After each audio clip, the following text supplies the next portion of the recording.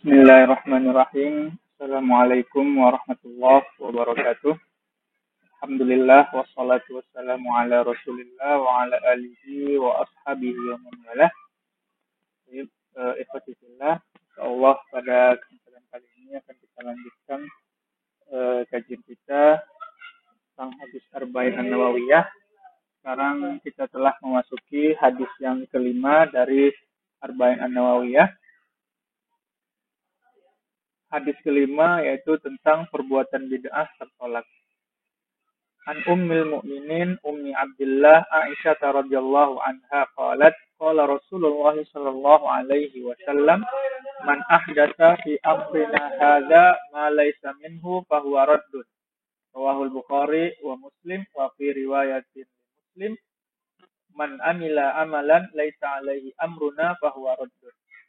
Yang artinya dari Ummul Mukminin Ummu Abdullah Aisyah radhiyallahu anha, dia berkata Rasulullah Shallallahu alaihi wasallam bersabda, siapa yang mengada-ada dalam urusan agama kami ini yang bukan berasal darinya, maka dia tertolak. Riwayat Bukhari dan Muslim. Dalam riwayat Muslim disebutkan siapa yang melakukan suatu perbuatan ibadah yang bukan urusan agama kami, maka dia tertolak. Faedah dari hadis ini yang pertama, bahwa syarat diterimanya amalan itu ada dua, yaitu ikhlas dan ittiba atau mengikuti tuntunan dari Rasulullah SAW. Syarat ikhlas ini yang dibahas dalam hadis pertama dalam hadis Arba'in An-Nawawiyah yang telah kita jelaskan, dikatakan bahwa innamal a'malu binniyat. Sedangkan ittiba yang syarat yang kedua untuk diterimanya suatu amalan yaitu pada hadis kali ini, ya, di mana hadis kelima dari Arba'in An-Nawawiyah. Hadis innamal a'malu binniyat adalah timbangan untuk amalan batin. Sedangkan hadis kelima dari hadis Arba'in ini adalah timbangan untuk amalan lahiriah, yakni amalan zahir yang tampak. Kemudian faedah yang kedua yang bisa kita ambil dari hadis ini yaitu mengamalkan amalan yang tidak ada tuntunannya, maka amalan tersebut mardud atau tertolak, tidak diterima di sisi Allah Subhanahu wa taala sebagaimana dijelaskan dalam hadis ini. Dikatakan bahwa man ahdatsa fi amrina hadza ma laysa minhu fa huwa raddun, bahwa dia tertolak.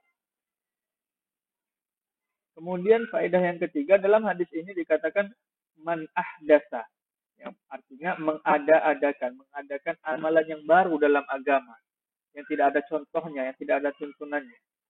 Kemudian dalam hadis ini juga dikatakan man ahdatsa fi amrina, ada kalimat fi amrina bermakna dalam agama.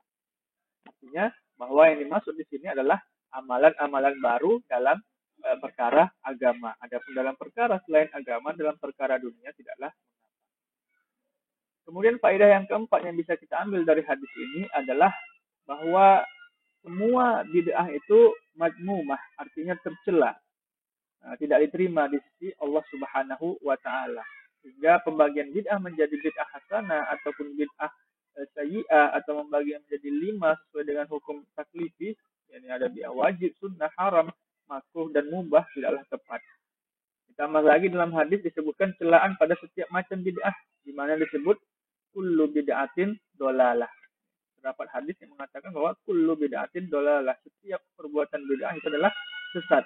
Dan kata kullu dalam hadis itu adalah bermakna umum, artinya semua bid'ah. Yang namanya bid'ah semuanya adalah tercela. Tentu setelah kita jelaskan tadi bahwa yang maksud dengan bid'ah di sini adalah man ahdatsa fi amrina, dalam perkara agama yang tidak ada contohnya. Kemudian faedah yang kelima yang bisa kita ambil dari hadis ini bahwa amalan bid'ah itu ada beberapa macam. Yang pertama, ada yang bid'ahnya pada pokok amalan. Artinya ia mengamalkan amalan yang asalnya tidak ada tuntunannya dari Rasulullah SAW, sama sekali tidak ada asalnya. Maka amalan tersebut tidaklah diterima, tertolak sebagaimana dijelaskan dalam hadis. Kemudian yang kedua, ada yang bid'ahnya pada tambahan. Namun amalan pokoknya, amalan intinya tetap disyariatkan. Artinya ada amalan pokoknya, itu hanya saja dia menambah-nambah, membuat tambahan dalam amalan tersebut. Maka amalan ini juga tertolak. maka amalan ini juga tertolak, yaitu amalan tambahannya tadi yang ia tambah-tambahi. Adapun amalan pokoknya tetap diterima jika memang tidak dirusak dengan amalan tambahan tersebut. Jadi jika amalan atau ibadah tersebut tidaklah satu dengan tambahan tersebut, agar terpisah. Jika terpisah maka tambahan itu tertolak, adapun amalan aslinya atau pokoknya tetap diterima. Kemudian yang ketiga, pokok amalan asalnya adalah tuntunan. Jadi asalnya pada semua amalan atau ibadah itu adalah tuntunan. Ada tuntunannya dari Rasulullah SAW. Namun seseorang mengerjakannya menyelisih ketentuan syariat, amalan tersebut tidak diterima. Jika ada seorang mengerjakannya tapi menyelisihi apa yang telah ditentukan oleh syariat Islam, maka amalan tersebut tidak diterima. Misalnya dia berpuasa dari berbicara, ini tidak ada tuntunannya dari Rasulullah SAW. Yang ada puasa dari menahan lapar dan haus dari terbit fajar sampai terbenam matahari. Adapun jika berpuasa berbicara, satu hari tidak berbicara, maka ini tidaklah ada tuntunannya dari Rasulullah SAW, dan tentu ini merupakan amalan yang tertolak, yang tidak ada nilainya di sisi Allah Subhanahu wa Ta'ala. Kemudian yang keempat, sudah sesuai amalan itu dengan ketentuan pokok syariat. Kemudian caranya juga sudah sesuai. Namun ada perbedaan baik dari jumlahnya atau dari segi caranya dan sebagainya. Seperti misalnya mengamalkan zikir pagi petang dibaca 1000 kali untuk bacaan istighfar, maka ini menyelisihi ketentuan. Kemudian amalan disyariatkan. Kemudian yang kelima, amalannya memang disyariatkan, namun menyelisihi dalam hal mengistimewakan harinya. Kalau tadi menyelisih dalam jumlahnya, misalnya tidak ada disyaratkan dalam syariat bahwa harus sekian jumlahnya, namun dia mengada-ada bahwa harus membaca sekian. Kemudian yang kelima, memang amalannya disyaratkan, namun dia memberikan keistimewaan bahwa amalan ini bagus diamalkan di hari ini atau di tempat ini dan sebagainya. Misalnya berpuasa pada hari Selasa karena dianggap sebagai hari lahirnya, maka amalan itu sudah diterima. Misalnya ada seseorang yang berpuasa pada setiap hari Selasa.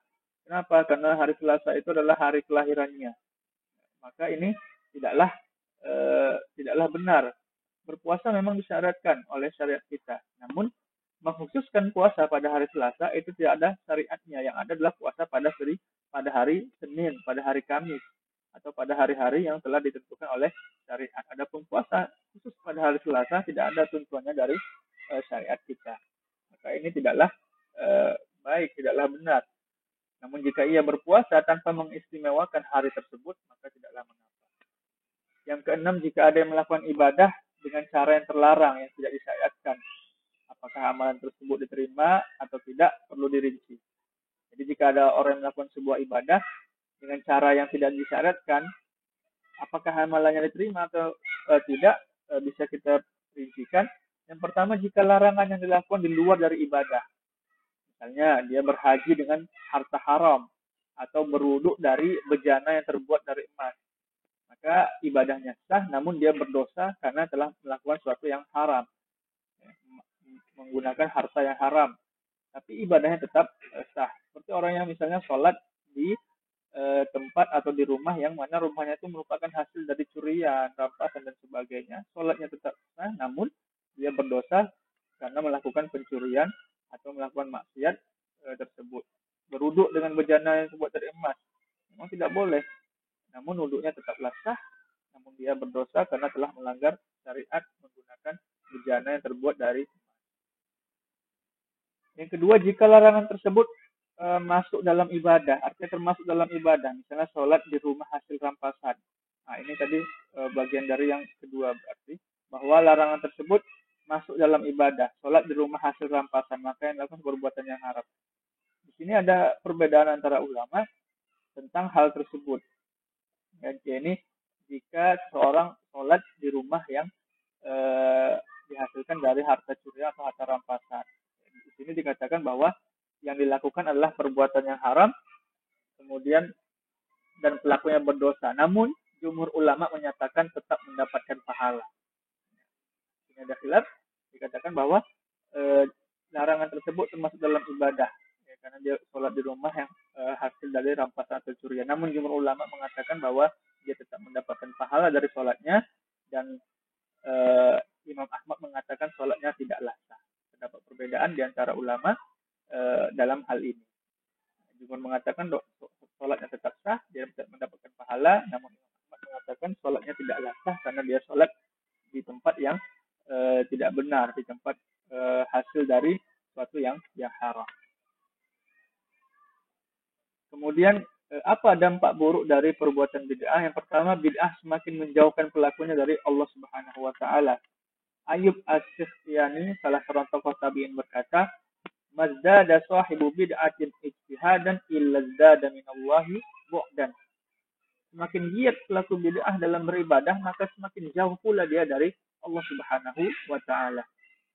Apa yang dikatakan oleh tokoh tabi'in ini merupakan kebenaran, yang mana Rasulullah SAW telah mendukung juga perkataan tersebut ketika menyifati orang-orang Khawarij. Rasulullah SAW mengatakan, "Yakhruju fikum qaumun tahqiruna salatakum ma'a salatihim wa siyamakum ma'a siyamihim wa amalakum ma'a amalihim wa yaqra'una al-Qur'an la yujawizu hanajirahum yamruquna minad din kama yamruqus sahmu minar ramiyah." Ini akan muncul di antara kalian suatu kaum yang kalian akan meremehkan salat kalian, yakni para sahabat, puasa kalian dan amal kalian di samping salat mereka, puasa mereka dan amal mereka. Mereka rajin membaca Al-Qur'an, akan jadi pengaruhnya tidak melampaui tenggorokan mereka, yang tidak masuk ke dalam hati mereka. Mereka keluar dari Islam seperti anak panah yang keluar menembus takarannya. Ini menunjukkan bahwa mereka berlebihan dalam melakukan sebuah syariat sehingga keluar dari tuntunan yang diajarkan oleh Rasulullah Shallallahu Alaihi Wasallam, sehingga mereka semakin jauh dari Allah Subhanahu Wa Taala. Bisa kita lihat bagaimana Rasulullah Shallallahu Alaihi Wasallam dalam hadis ini menyifati kaum Khawarij sebagai kaum yang amat giat beribadah, sampai-sampai dikatakan apa? Tahtakiruna sholatakum. Ya, kalian akan merasa sholat kalian itu nggak ada apa-apanya dibandingkan dengan sholat mereka. Lalu Rasulullah SAW menjelaskan betapa jauhnya mereka dari Allah, meskipun mereka giat beribadah. Yang kedua, pelaku bid'ah tidak akan minum dari telaga Nabi SAW. Nabi SAW bersabda, Ana faratukum alal haud, la yarfa'an ila rijal, la yurfa'anna ilayya rijalun minkum hatta ila ahwaitu li'unawilahum ikhtuliju duni fa'akulu ay rabb ashabi yakulu la tadri ma ahdatsu ba'daka. Aku akan mendahului kalian di al-haud atau telaga, dinampakkan di hadapanku beberapa orang di antara kalian. Ketika aku akan mengambilkan minuman untuk mereka dari al-haud, mereka dijauhkan dariku. Aku lantas berkata, wahai Rabbku, ini adalah umatku. Lalu Allah berfirman, engkau sebenarnya tidak mengetahui bid'ah yang mereka perbuat sesudahmu. Dalam riwayat lain dikatakan, innahum minni fayuqalu innaka la tadri ma baddalu ba'daka fa'aqulu suhqan liman baddala ba'di. Wahai Rabbku, mereka betul-betul pengikutku. Lalu Allah berfirman, sebenarnya engkau tidak mengetahui bahwa mereka telah mengganti ajaranmu setelahmu. Kemudian aku, yang Rasulullah SAW mengatakan, celaka bagi orang yang telah mengganti ajaranku sesudahku. Inilah doa laknat untuk orang-orang yang mengganti ajaran Nabi Shallallahu Alaihi Wasallam dan berbuat bid'ah. Kemudian yang ketiga, pelaku bid'ah tidak akan mendapatkan syafaat Nabi Sallallahu Alaihi Wasallam. Dalam hadis disebutkan, ala wa inna awwalal khalaiq yuksa yaumal qiyamah Ibrahim alaihissalam. Ala wa innahu sayuja'u birijalin min ummati fayuqadu bihim dhatas shimal.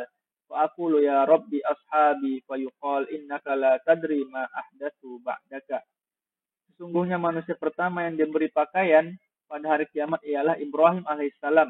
Ingatlah bahwa nanti akan ada sekelompok umatku yang dihalau ke sebelah kiri, maka kutanyakan, ya Rabbi, mereka adalah sahabatku. Akan tetapi jawabannya ialah kamu tidak tahu akan apa yang mereka ada-adakan sepeninggalmu.